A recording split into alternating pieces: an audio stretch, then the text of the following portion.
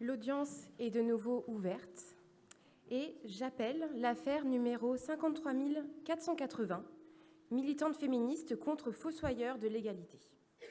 Les plaignantes sont nombreuses, de tous les âges, et elles sont parvenues à se mettre d'accord sur une plainte commune.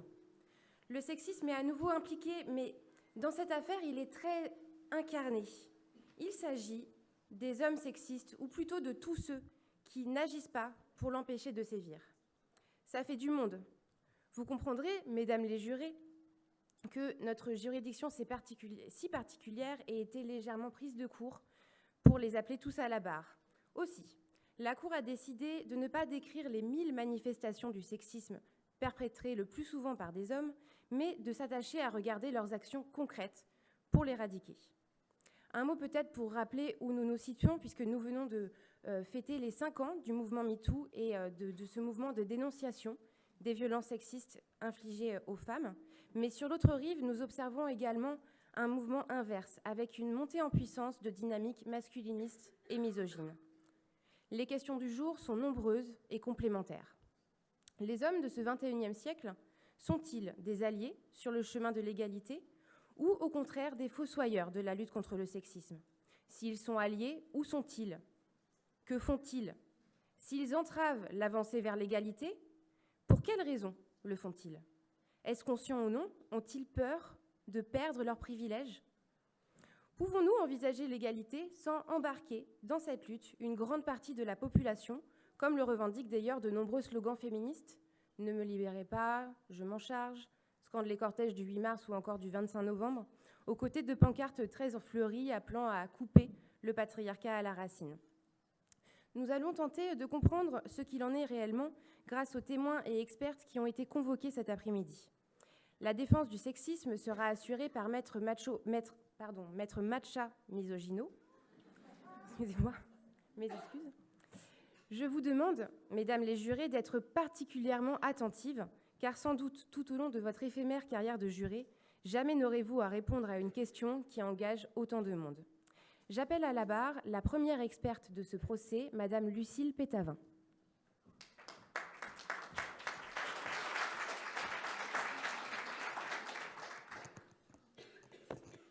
Madame Pétavin, bonjour. Je vois que vous êtes docteur en histoire, essayiste, experte dans la prévention des violences sexistes. Est-ce exact? C'est exact, Madame la Présidente. Pourriez-vous vous présenter rapidement à la Cour?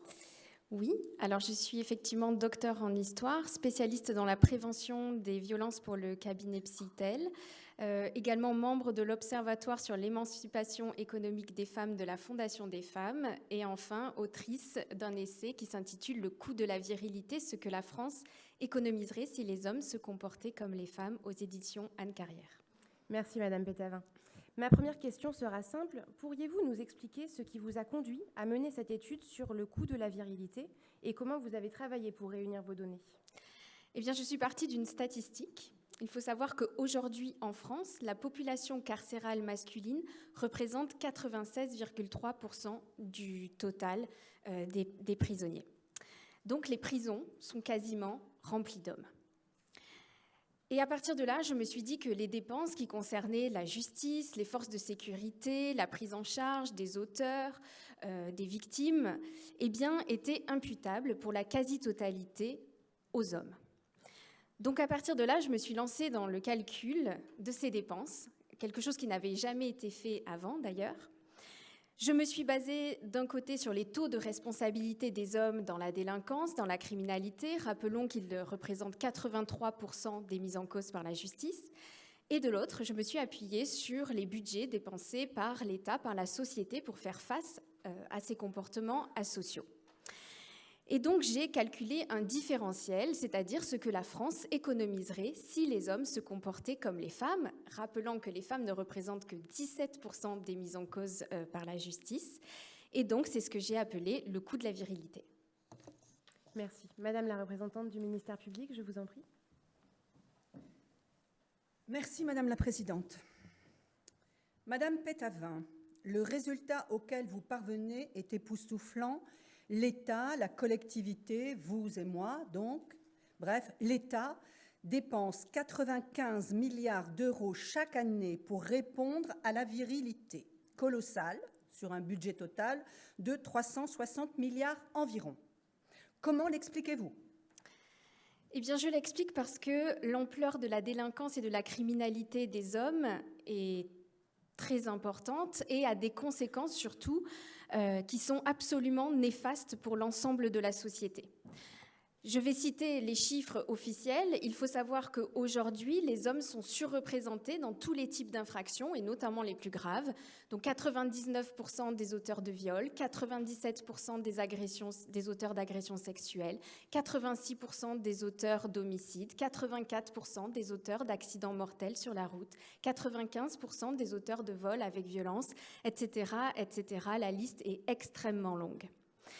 Et tout cela découle des coûts faramineux en termes de frais de justice, de forces de l'ordre, de services de santé, et puis pour la société parce qu'il y a des victimes, des souffrances, des pertes de productivité, des destructions de biens.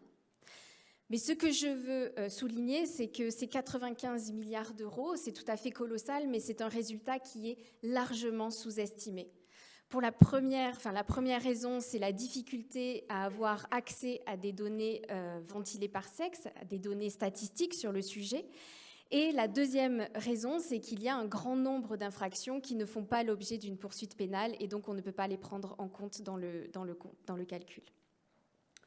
La seconde partie du titre de votre ouvrage est « Ce que la France économiserait si les hommes se comportaient comme les femmes ». Quelles solutions préconisez-vous, Madame Pétavin, pour éviter ces dépenses pharaoniques et les préjudices qui y sont associés ? Alors, la première chose que je voudrais dire, c'est que la violence des hommes n'est pas intrinsèque à leur nature. Les hommes ne sont pas violents par nature. Le cerveau n'est pas responsable. Merci, Madame Vidal, pour vos travaux à ce sujet. Également, la testostérone n'est pas non plus responsable de leur comportement violent. Par contre, on les éduque encore aujourd'hui avec une notion de virilité, donc qui est un idéal normatif qui finalement définit ce que doit être un vrai homme et les pousse à être les plus forts moralement et physiquement. Et la solution, nous l'avons sous les yeux et nous l'appliquons déjà pour la moitié de la population, à savoir les femmes qui représentent 51% de la population et qui ne sont pas donc une minorité. Et les femmes donc ne sont pas ou peu éduquées à travers cette notion de virilité et ont des comportements beaucoup plus en adéquation avec la société de droit dans laquelle on vit. Elles ne représentent donc que 17% des mises en cause. Aussi, il suffirait d'éduquer les garçons comme les filles, c'est-à-dire de donner une éducation plus humaniste à l'ensemble des enfants. Très bien. Alors, Madame Pétavin, vous le savez, on dit souvent que les chiffres, on peut leur faire dire ce que l'on veut. Peut-on parler, selon vous, d'une démarche scientifique incontestable quant aux résultats que vous mettez en avant dans votre étude ? Alors, merci pour cette question. Lorsque l'INSEE indique, par exemple, que la population carcérale masculine représente 96,3% du total, que peut-on dire d'autre que les prisons sont quasiment remplies d'hommes ? Je ne vois pas. Et si on dit quelque chose d'autre, cela est forcément subjectif et erroné. Donc non, on ne peut pas faire dire n'importe quoi aux chiffres, ce n'est pas vrai. Et d'ailleurs, mon étude est sourcée, utilise des statistiques officielles, détaille ma méthode de calcul du différentiel, corrige les biais statistiques et s'appuie sur un grand nombre de disciplines scientifiques pour avancer mes propos, tels que la neurobiologie, donc la biologie, la paléohistoire, la sociologie, l'anthropologie, etc. Merci, Madame Pétavin. Je n'ai pas d'autres questions, Madame la Présidente. Maître Macha Misogino, je vous en prie. Merci, Madame la Présidente. Alors, bonjour Lucie Pétavin. J'ai écouté avec grande attention.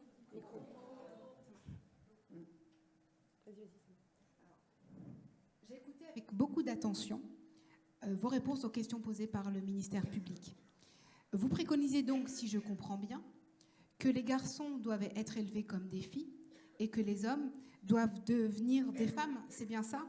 Je ne suis pas certaine que le futur que vous nous promettez, avec juste des femmes en quelque sorte, fasse envie à tout le monde.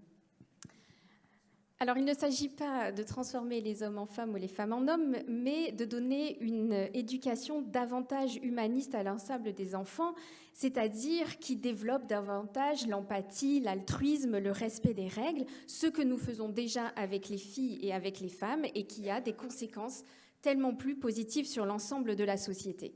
Et si nous faisions cela, non seulement l'insécurité ne serait plus un problème, mais le budget de l'État serait à l'équilibre et on pourrait investir massivement dans la recherche, dans l'éducation, on pourrait éradiquer la grande pauvreté, par exemple, plutôt que de construire des prisons et des palais de justice.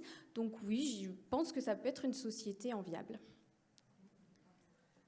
Selon vous, Lucie Pétavin, vous avez dit tout à l'heure que la solution est sous nos yeux depuis longtemps.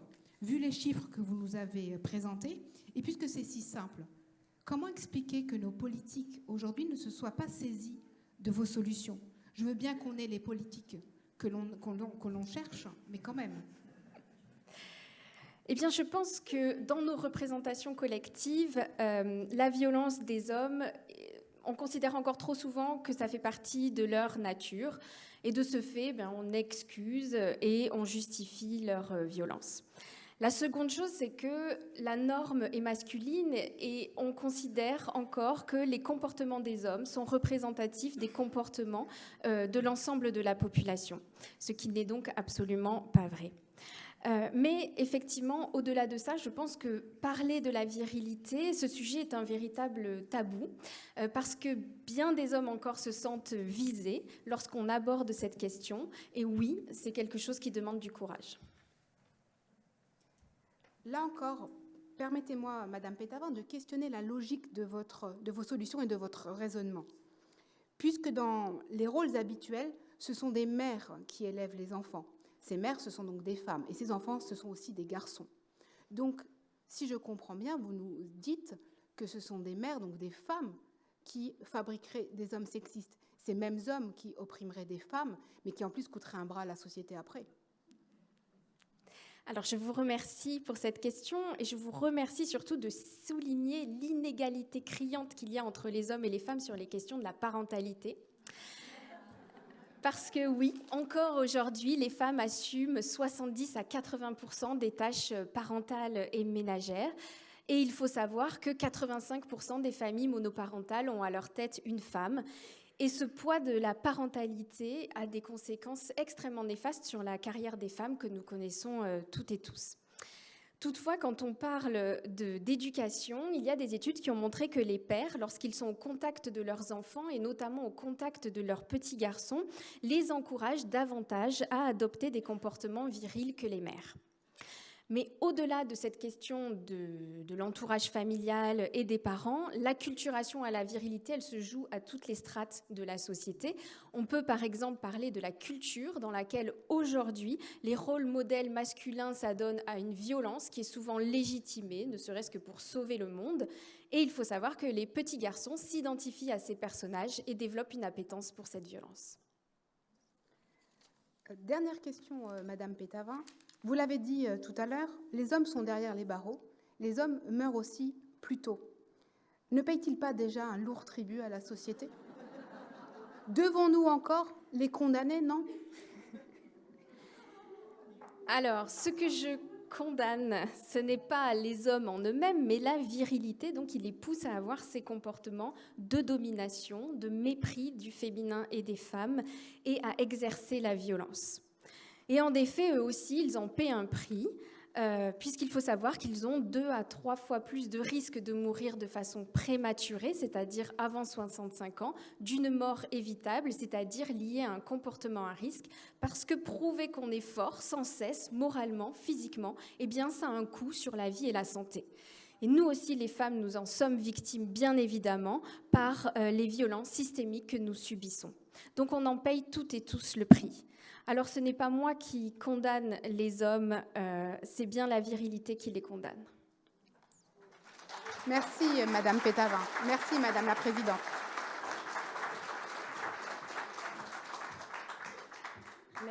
Merci Madame Pétavin pour avoir permis à notre cours de se placer sur le terrain de la responsabilité civile du sexisme en nous offrant des éléments précis concernant le calcul des dommages et intérêts sur lesquels notre cour devra peut-être se prononcer.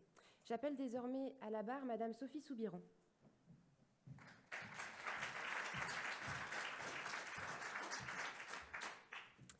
Bonjour Madame. Sophie Soubiran, vous êtes avocate au barreau de Paris. Vous intervenez essentiellement en droit pénal et en droit de la famille. Vous faites également partie de la force juridique de la Fondation des femmes. Oui, Madame la juge. Madame la représentante du ministère public, je vous en prie. Merci Madame la Présidente. Bonjour Maître Soubiran. Vous intervenez beaucoup dans le cas de divorce pour les gardes d'enfants. Les données sont publiées. Il est clair que les décisions de justice confient les enfants aux mères, dans environ 3/4 des cas. La résidence de l'enfant est fixée chez le père dans moins de 10% des cas, le solde étant de la garde alternée. Pourquoi les mères obtiennent-elles si souvent la garde des enfants ? Vous savez, Madame la procureure, il en va en fait devant le juge aux affaires familiales comme dans pas mal d'endroits dans la vie, c'est-à-dire qu'on n'obtient pas ce qu'on ne demande pas. Et en fait, il y a un chiffre. Silence dans la salle. Il y a un chiffre qu'il faut mettre en corrélation avec celui que vous venez d'indiquer, qui est qu'en fait, 3/4 des décisions de justice qui concernent la résidence des enfants entérinent un accord. Ça signifie en fait que dans 3/4 des cas, tout le monde est parfaitement d'accord pour ce que les femmes continuent d'assurer, pour que les mères continuent d'assurer le soin quotidien des enfants.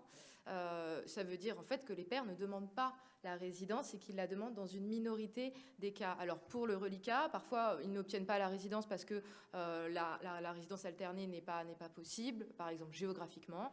Ou alors, ça arrive aussi qu'ils n'obtiennent pas la résidence dans des situations où il y a des violences. Et j'en profite pour préciser que toutes ces situations ne sont pas reconnues non plus par la justice. Très bien. Quand on parle de famille et de justice, justement, très vite on pense aux violences intrafamiliales. Selon les associations de défense des droits des femmes, la réponse de la justice demeure très insuffisante face à ce fléau. Pourriez-vous me dire, s'il vous plaît, quelles sont les lacunes principales que vous repérez pour les femmes, d'abord, principales victimes, et ma question suivante portera sur les enfants. Alors, je vois trois axes principaux. Le premier, on le répète souvent, mais il faut quand même le faire, c'est qu'il y a un vrai manque de moyens. En fait, on manque de temps pour traiter chaque dossier, et les dossiers, globalement, sont traités avec beaucoup de retard. Il y a un deuxième volet, c'est que les volets de la justice familiale et de la justice pénale sont rarement traités simultanément, ils ne sont pas traités avec la même célérité.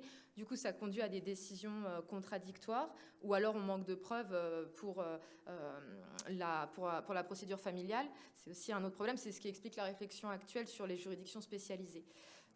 Globalement, ce qu'on peut dire, c'est qu'il y a un manque de formation. Le mécanisme des violences intrafamiliales, c'est un mécanisme qu'on ne peut pas comprendre avec uniquement des intuitions. Souvent, les intuitions, même, elles sont assez mauvaises conseillères.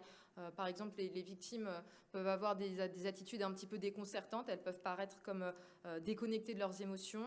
Ou alors avoir des réactions un petit peu étranges. Et ça, c'est typique du stress post-traumatique. Mais si on ne le sait pas, on peut mal interpréter, mal recueillir leurs paroles et mal identifier les dossiers. Il y a aussi des idées intuitives qui sont encore trop communément partagées, y compris dans l'enceinte de la justice. Par exemple, le fait qu'on ne peut pas rester avec quelqu'un qui est violent. Bon, en réalité, quand on est formé sur le fait que les violences sont cycliques, c'est le genre d'idée qu'on ne devrait pas avoir. Donc je vois ça, un vrai problème de formation. Je ne sais pas si ça répond à votre question. Si. Concernant les enfants de ces couples au sein duquel la violence est présente, si l'on se centre sur la garde de ces enfants, quel dysfonctionnement majeur constatez-vous dans l'appareil judiciaire ? Alors, je crois que ce qu'il faut rappeler en premier lieu, c'est qu'un enfant qui voit un de ses parents être violent avec l'autre, il n'est pas témoin de ces violences, il en est victime. Il en est directement victime. Et en fait, il y a encore malheureusement beaucoup trop de magistrats qui vont considérer que s'il n'y a que des violences sur la mère, il ne faut pas toucher à l'exercice de l'autorité parentale et on peut ordonner une résidence alternée ou une résidence classique du père. C'est pas ce que dit la loi, c'est pas ce que disent les études sur le mécanisme des violences, mais malheureusement, c'est encore une façon de penser qui est très courante. On a aussi un problème, encore une fois, de manque de formation. On entend encore beaucoup trop parlé d'aliénation parentale. Alors aujourd'hui, le mot en lui-même est assez identifié comme problématique, mais quand même l'idée que les mères instrumentalisent les enfants reste encore très présente. C'est une sorte de tarte à la crème en défense. On vient dire qu'il y a il y a des violences dénoncées, mais parallèlement, il y a un divorce en cours. Et à partir de là, vous avez l'idée chez les policiers que la mère ment pour les besoins de la procédure civile, et chez les juges qu'il y a une instrumentalisation globale. C'est une logique qui est extrêmement dangereuse, mais qui est encore beaucoup trop ancrée et beaucoup trop fréquente. Et puis alors en ce qui concerne la résidence, il y a aussi des cas où les violences sont identifiées et donc les pères doivent voir les enfants dans des lieux spécifiques, dans des cadres sécurisés. Et là aussi, on a un vrai manque de moyens et donc de personnel formé. Et on a du personnel qui malheureusement est très souvent formé dans l'idée de la coparentalité. Et en fait, venir sur une situation de violence, essayer de réintroduire de la coparentalité, c'est un petit peu comme si vous aviez une jambe cassée, qu'on vous proposait une rééducation du périnée, en fait. C'est absolument pas adapté. Et au-delà de la boutade, ça crée des situations vraiment dramatiques. Très bien. Madame Soubiran, une dernière question. Je voudrais parler de la dimension économique de ces violences. On le sait, les séparations des couples entraînent souvent une paupérisation des femmes. Est-ce à dire, selon vous, que la justice devrait là aussi revoir sa copie ? Alors oui, vous avez raison. Il y a une grande paupérisation de la personne la plus fragile économiquement dans le couple après la séparation. Et donc statistiquement, ce sont les femmes. Moi, je vois un problème, par exemple, pour vous illustrer que oui, en effet, la justice devrait revoir sa copie, c'est par exemple celui des pensions alimentaires. Aujourd'hui, en France, vous ne pouvez pas déterminer à l'avance, vous ne pouvez pas savoir combien vous percevrez de pensions alimentaires, c'est-à-dire de contributions pour l'enfant. Il ne s'agit pas d'argent pour les femmes, mais pour les enfants. Ce n'est pas possible à l'avance de le calculer et de le savoir. Vous avez des tableaux, mais qui sont mal utilisés, qui ne sont pas impératifs plutôt. Et donc, finalement, il y a un vrai manque de prévisibilité. Il y a des sommes forfaitaires qui sont allouées. Ça, c'est un vrai problème de sécurité juridique et puis un problème matériel. Donc là-dessus, par exemple, oui, je pense que la justice pourrait revoir sa copie. Très bien, j'ai terminé, Madame la Présidente. Maître Misogino, je vous en prie. Merci, Madame la Présidente. Alors, Maître Soubiran, chère consoeur, à vous entendre, la justice serait inique envers les femmes. Je vous avoue être un peu perdue. 2/3 des magistrats ne seraient-ils pas des magistrates? Donc des femmes qui s'en prendraient à d'autres femmes? Alors, c'est un peu une lubie chez vous, cette logique-là. Oui, en fait, moi, je ne crois pas du tout à l'idée du grand complot des femmes juges qui seraient alliées des mères contre les pères. Je pense que c'est une idée assez farfelue qui ne se vérifie pas dans les faits. Pour vous répondre, je pourrais ajouter que nous sommes également une majorité d'avocates, une grande majorité d'avocates, et que malheureusement, côté défense, y compris chez certaines de mes consoeurs, j'entends énormément d'arguments misogynes. Donc je crois, moi, que ce n'est pas vraiment une question d'hommes ou de femmes, et que la question des stéréotypes est malheureusement encore très partagée. Finalement, je préfère un homme juge qui soit bien formé sur les questions de violence plutôt qu'une femme juge qui me parlerait d'aliénation parentale, par exemple. Alors, chère consoeur, donc j'ai bien entendu vos arguments sur la justice, mais ces arguments ne seraient-ils pas un peu dépassés? Les pères d'aujourd'hui ne sont pas les pères d'autrefois. La coparentalité, la garde alternée est un fait aujourd'hui.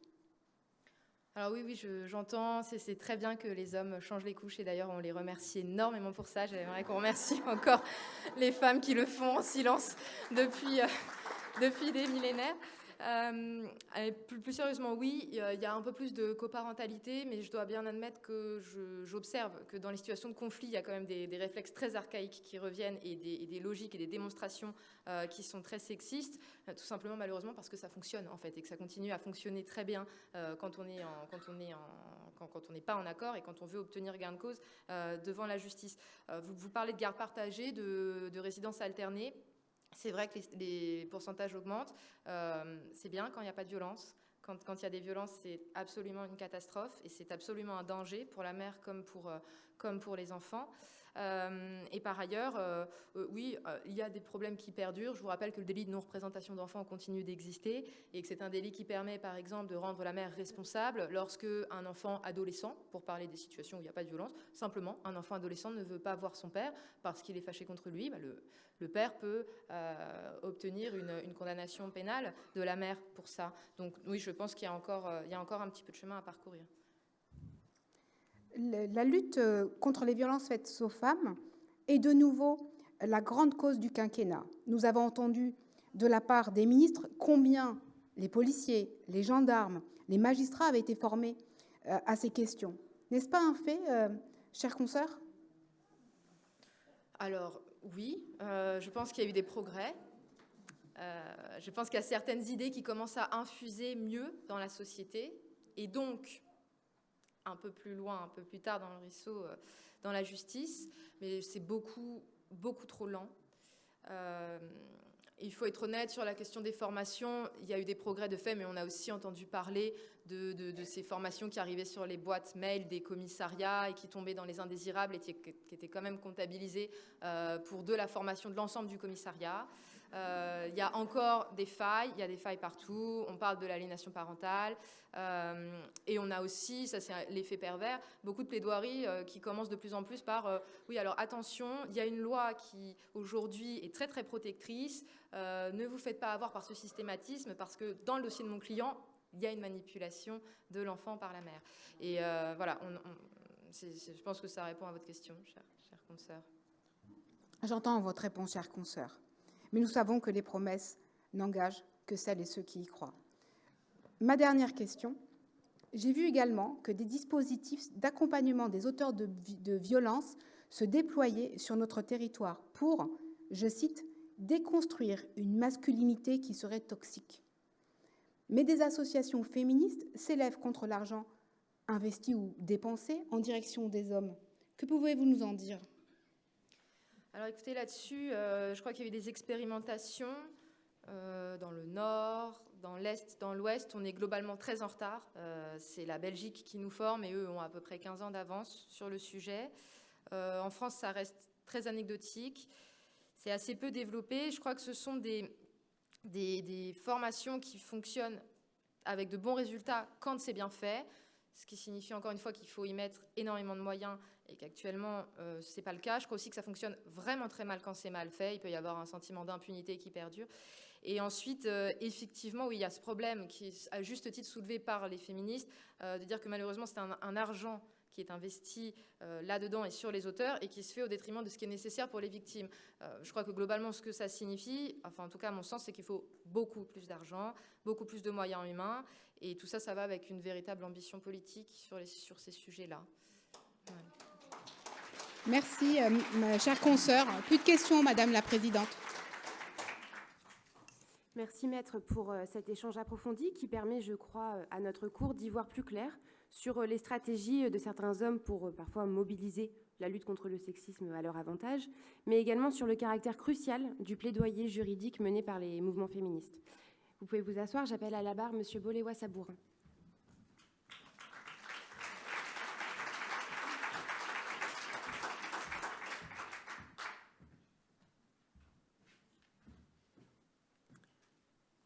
Monsieur Boléwa-Sabourin, bonjour. Bonjour Madame la juge. Vous êtes danseur chorégraphe, vous êtes cofondateur de l'association LOBA. Pourriez-vous nous en dire plus ? Loba signifie « parle »,« exprime-toi » en lingala, qui est une des langues du Congo. L'association Loba, nous l'avons créée en 2007 avec mon cofondateur William Jaboum, parce que nous ressentions des violences que nous n'arrivions pas à exprimer, dû à notre jeune âge, mais aussi à notre manque de mots. Et en 2017, après une rencontre avec le docteur Denis Mukwege, gynécologue obstétricien, prix Nobel de la paix, en 2018, nous avons décidé de créer le projet Recréation. Et le projet Recréation, c'est un projet qui vise à permettre à des femmes d'utiliser la danse comme outil thérapeutique pour pouvoir se réapproprier son corps, leur corps, afin de gagner en autonomie et pouvoir ainsi véritablement vivre dans cette société de manière égalitaire. Je crois que vous avez aussi lancé un collectif sur la masculinité, c'est bien ça? Effectivement, parce que tous les lundis, depuis maintenant 6 ans, j'entends énormément de violences que les femmes avec qui l'on travaille nous font remonter. Et à un moment donné, il faut arrêter de jeter toujours cette pierre de l'empowerment vers les femmes. Et il fallait se regarder le nombril, moi le premier. Et c'est quoi être un homme pour nous au XXIe siècle? Et donc c'est comme ça qu'est né ce collectif que l'on a lancé avec mon cofondateur pour se questionner sur toutes ces violences, pourquoi elles sont faites par notre genre principalement. Et donc nous avons lancé des ateliers de concertation en non-mixité avec que des hommes, donc, pour pouvoir se recréer. Merci, Monsieur Sabourin. La parole est au ministère public. Je dois dire que je suis très curieuse de ce qui va suivre. Moi aussi, je voudrais savoir, est-ce que vous pourriez nous expliquer ce que vous faites dans le cadre de ces ateliers sur la masculinité? Dans le cadre des ateliers sur la masculinité, Madame la procureure, on prend le temps de se questionner, on prend le temps de se parler entre hommes, de se parler dans un espace safe, de se parler notamment sur la question de nos vulnérabilités. Parce qu'il n'y a pas de lieu pour les hommes pour parler de ces questions-là. Et surtout, parce que nous n'avons pas été éduqués à parler de vulnérabilité. Nous confondons la vulnérabilité avec la faiblesse. Et donc, forcément, nous avons des biais qui génèrent en nous beaucoup de violence. Et donc, si je comprends bien, ça signifie que les hommes ne sont pas génétiquement sexistes. Madame Pétavin nous l'a si bien dit tout à l'heure, donc je ne sais pas si je pourrais y répondre, mais pour ma part, je pense que notre environnement l'est beaucoup plus que notre génome. D'accord. Et alors, dans ce cas, qu'est-ce qu'il faudrait faire pour ôter le mal du mal? Fallait bien que quelqu'un le fasse, hein? Je me sacrifie, c'est un comportement très féminin. Alors déjà, il faudrait que nous arrêtions d'être construits à travers ce modèle viriliste dont parlait Madame Pétavin tout à l'heure, qui est celui de Superman. Hein, on le connaît tous, celui qui est viril, qui est fort, dont la seule faiblesse n'est qu'un petit caillou qui est extraterrestre, hein, la kryptonite. Il ne peut même pas être impacté par les choses humaines. Hein. Donc déjà, ce problème-là, il est fondamental parce qu'il nous pousse justement à toujours aller rechercher, comme disait Madame Pétavin, un sens du risque qui joue à notre propre détriment parce que à vouloir jouer les Superman, eh ben, forcément, il nous arrive beaucoup de pépins et nous créons beaucoup de problèmes. L'autre chose, c'est la question de la représentation. Pour ma part, du fait de mon histoire, j'ai toujours, et du fait de grandir dans des milieux essentiellement féminins, j'ai toujours été sensible à ces questions-là, mais l'environnement qui m'avait construit en tant que Superman faisait que je n'osais pas en parler. Et la rencontre avec le docteur Denis Mukwege, qui est aussi appelé accessoirement l'homme qui répare les femmes, parce qu'il est gynécologue obstétricien et qu'il répare des femmes qui sont victimes de viols comme arme de guerre, dont l'appareil génital est véritablement détruit.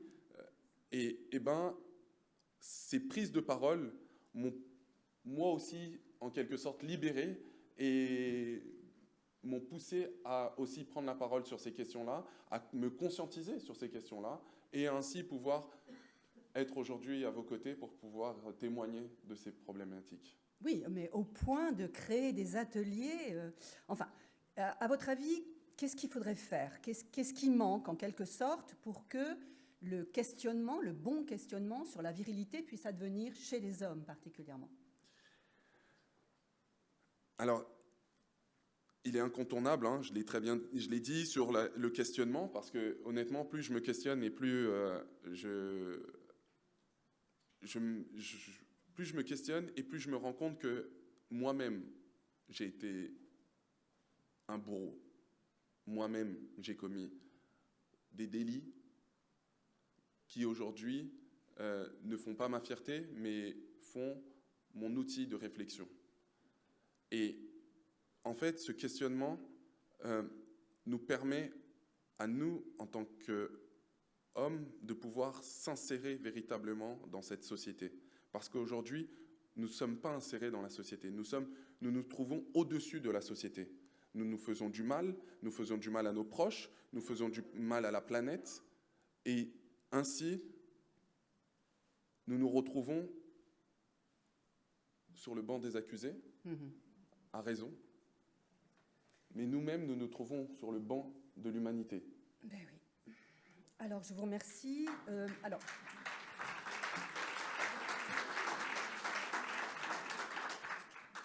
Dès la fin du procès, je voudrais, s'il vous plaît, avoir vos coordonnées, car je connais pas mal d'hommes autour de moi qui auraient besoin de suivre vos ateliers, si c'est possible. Hein?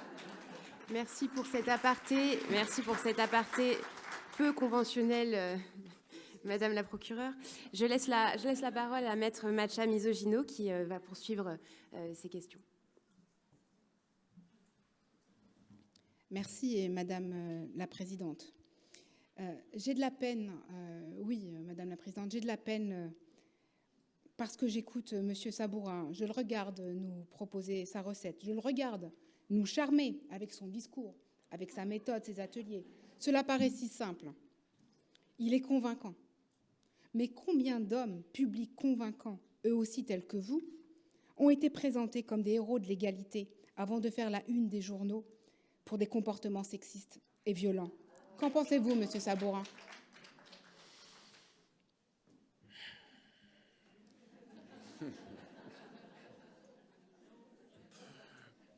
Vous êtes extraordinaire.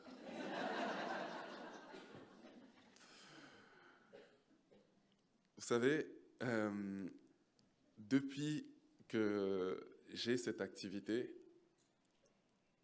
il m'est arrivé très peu de fois de lire des propos négatifs sur mon activité. Par contre, je connais beaucoup de camarades, d'amis, militantes, qui, elles, se font incendier tout le temps. Mais, je vous l'avoue, une fois, je suis tombé sur ce petit commentaire qui disait exactement ce que vous étiez en train de dire. Un jour, nous découvrirons que c'est un violeur, harceleur, et tout, et tout, et tout. Qu'ils viennent. Je les attends. Alors, ne pensez-vous pas, Monsieur Sabourin, que parce que vous êtes un homme engagé pour l'égalité femmes-hommes, que vous bénéficiez d'une exposition supérieure à certaines femmes, pourtant très compétentes, voire plus compétentes sur le sujet? Là, je suis totalement d'accord avec vous. Et véritablement, alors je ne vais pas m'en excuser, hein, et c'est un véritable problème. C'est-à-dire qu'aujourd'hui, quand moi je prends la parole sur ces questions-là, du fait de codes inversés, du fait que je suis un homme hétérosexuel, père de famille, parce que j'ai oublié de dire que je suis père au foyer, du fait que j'élève mon enfant, du fait que je prenne la parole sur ces questions-là, que je sois investi dans ma chair auprès de risquer tout un tas de soucis, je reçois énormément de bienveillance, et même plus que de la bienveillance, on me fait monter au-dessus d'expertes, de femmes qui sont sur ces sujets-là depuis bien plus longtemps que moi. Maintenant, ce qui est sûr, c'est que dans un premier temps, je ne me tairai pas. Parce que cette question-là, la question du sexisme, n'est pas un problème de femmes, c'est un problème d'hommes. Et donc, si nous, les hommes, ne prenons pas la parole et que nous laissons cette problématique qu'aux femmes, alors, dans 200 ans, mes petits-enfants, mes arrière-petits-enfants, continueront encore et encore à travailler sur ce sujet. Monsieur Sabourin, je vais revenir sur vos activités. Donc, on parlait tout à l'heure de vos ateliers. Avec la mise en place de ces ateliers, vous n'avez pas peur de tuer la séduction? Cette danse de l'amour qui définit si bien les rôles entre les femmes et les hommes? Cette danse de l'amour où, en fait, les femmes doivent nous dire merci parce qu'on les a chassées, parce qu'elles sont nos proies. Si c'est ça la drague, je les invite à venir prendre un cours de danse, ça sera vraiment beaucoup mieux. J'avoue, Monsieur Sabourin, que je demeure perplexe quant à vos motivations. Avez-vous un mot à ajouter? Oui, Madame Maître Misogyno. Je pense sincèrement que les hommes ne sont pas misogynes à la naissance. Je le pense parce qu'aujourd'hui, j'ai un petit garçon de 2 ans qui tous les jours me regarde, tous les jours m'accompagne dans mes différentes activités. Et tous les jours, lorsqu'il rencontre une femme, un homme, lui dit bonjour, merci. Et tous les jours, il apprend de toutes ces personnes-là. Maintenant, c'est où est-ce que je vais pouvoir vivre pour que tous les comportements sexistes qui existent dans notre société, à la télé, dans les médias, à l'école,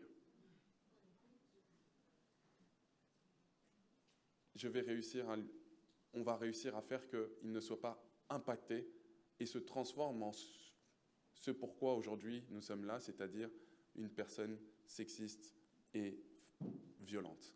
Là est mon grand challenge, d'où ma présence ici.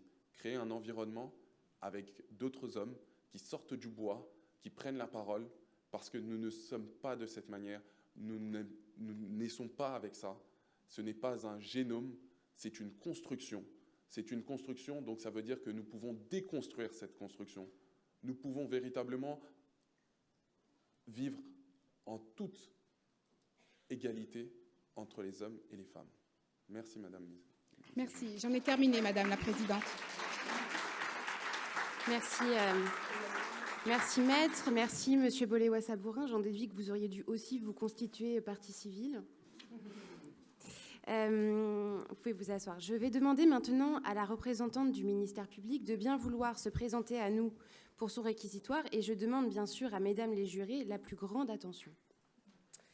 Merci Madame la Présidente.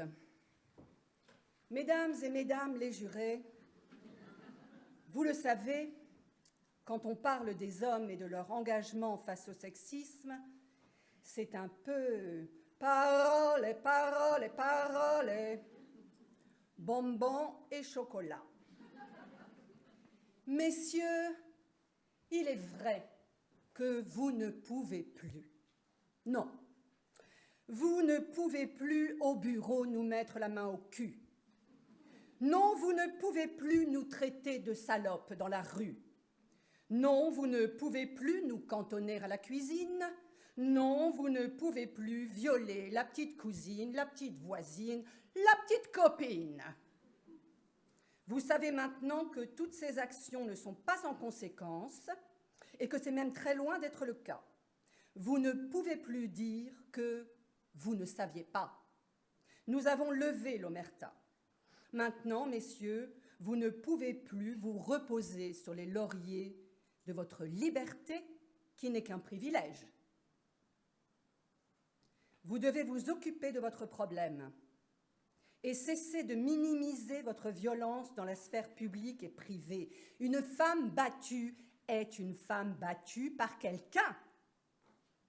Partout, on entend parler des violences faites aux femmes. C'est les nuages?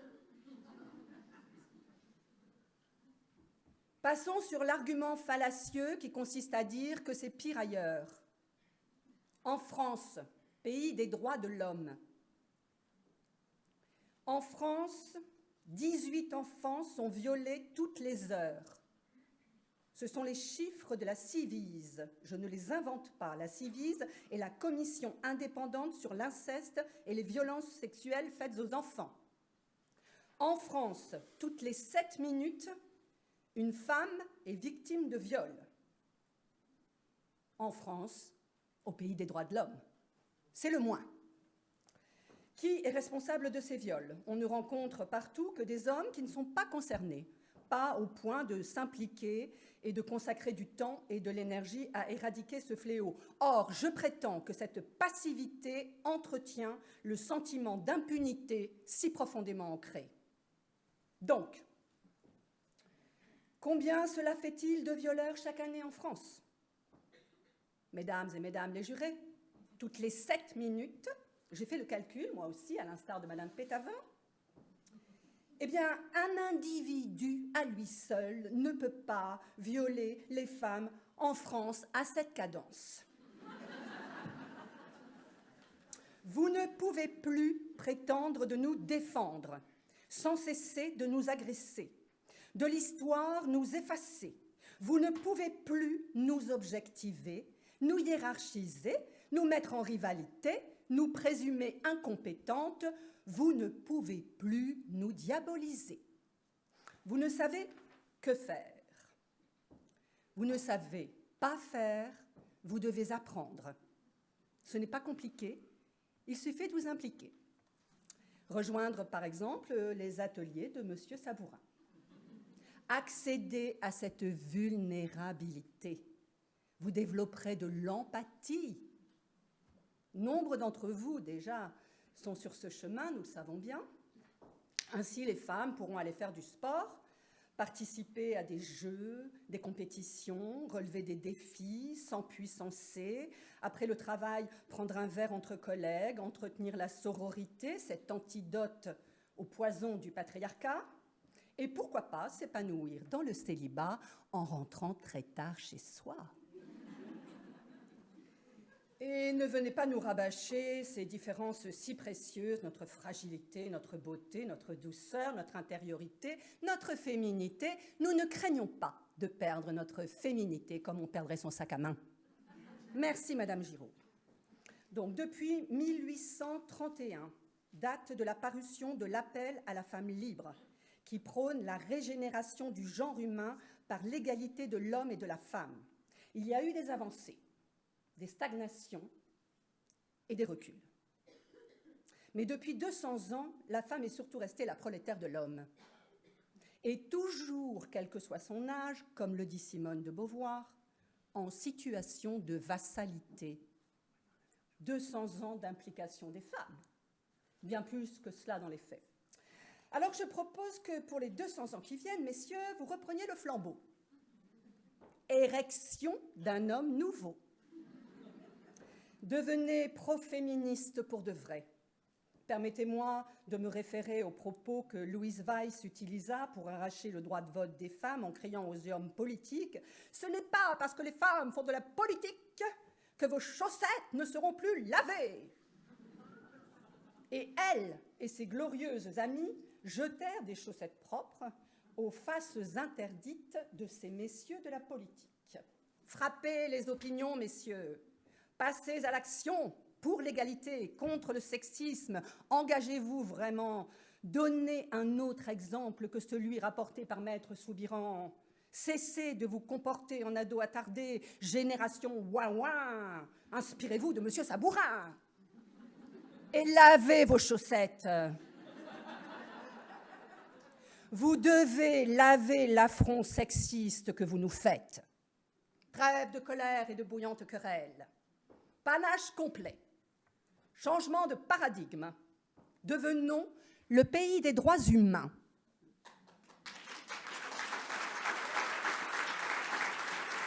Je suis Poursuivez. Un peu de silence. Madame la Présidente, Mesdames et Mesdames les jurés, je vous demande de condamner le sexisme. La sanction est indispensable, elle marque l'interdit. Il existe un diplôme pour le code de la route, pour les premiers secours. Il faudrait un diplôme de comportement non sexiste. Lecture obligatoire des œuvres de Michel Perrault, Christine Barr, Camille Froidevaux-Métry, Eliane Viennot, ces lumineuses qui ont nourri ma réflexion et que je remercie. Et pour les adultes, une formation continue, le passage obligatoire par un atelier, tel que celui de M. Sabourin, et enfin et surtout une implication concrète au sein d'associations qui luttent contre le sexisme. Service obligatoire assorti d'une contribution financière, n'est-ce pas, Madame Pétavin? Merci. Merci, Madame la procureure. Je vais vous demander de respecter le principe du contradictoire et de faire silence pour laisser la parole à la défense. Mesdames et Mesdames les jurés, Madame la Présidente, je voudrais tout d'abord vous faire part de ma gêne. Ma gêne devant ce tribunal qui affirme respecter le droit de la défense et du contradictoire. Mais quand je regarde la salle, quand je regarde le juré, permettez-moi de me questionner. Mais où sont les hommes ? Où sont les hommes aujourd'hui ? Ma gêne aussi de plaider devant cette société. Cette société où tout le monde accuse tout le monde. Cette société où la parole politique n'aurait plus aucune valeur, alors même que l'égalité femmes-hommes est la grande cause du quinquennat.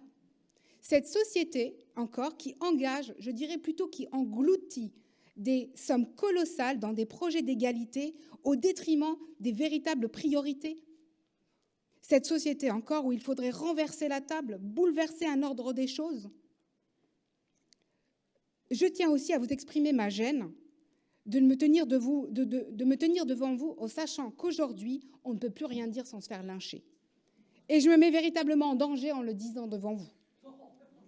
Ma gêne également à écouter les paroles du ministère public, digne des brûleuses de soutien-gorge de 68, alors que tant d'avancées ont été obtenues pour les femmes, quand même.